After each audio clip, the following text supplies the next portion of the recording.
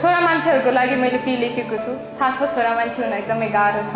हामी त छोरी मान्छे हो, छिनमै रिसाइदिन्छौँ, छिनमै रोइदिन्छौँ, फकाउने मान्छे भए पनि नभए पनि यतातिर फर्केर बसिदिन्छौँ होइन, त्यो हाम्रो मुड हो। तर छोरा मान्छेलाई एकचोटि रुन पनि 100 चोटि सोच्नुपर्छ।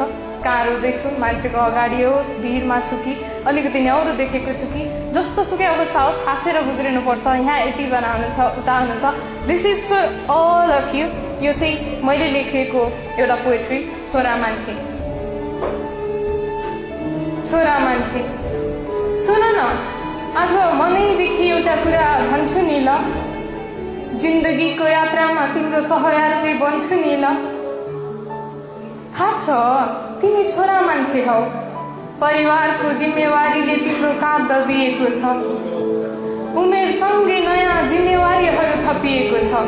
तर तिमी हिम्मत नहार्नु ल, अरूको खुसीको लागि आफ्नो खुसी अलपत्र नपार्नु ल, सबैको रहर पूरा गर्न आफ्नै रहर नमार्नु ल।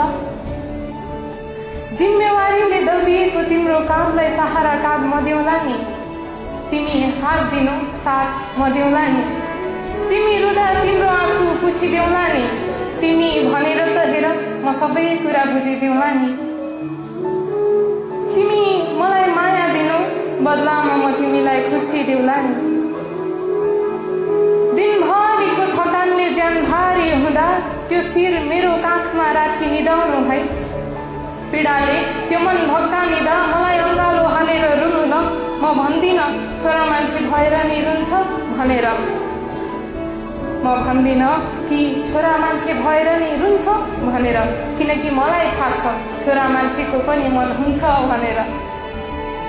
तिमी सुनाउँछौ सानातिना कामले मेरो खुट्टा गलेका कुरा, तर कहिल्यै सुनाएनौ पीडाले त्यो मन जलेका कुरा। रहर त तिम्रो पनि धेरै थिए होला नि है, भाग्यले कति अधुरो बनाइदिए होला नि है। केही छैन तिमी सुर्ता नगर, बाँचुन्जेली सँगै बाँचौँला, चितामा सँगै निदाउला नि।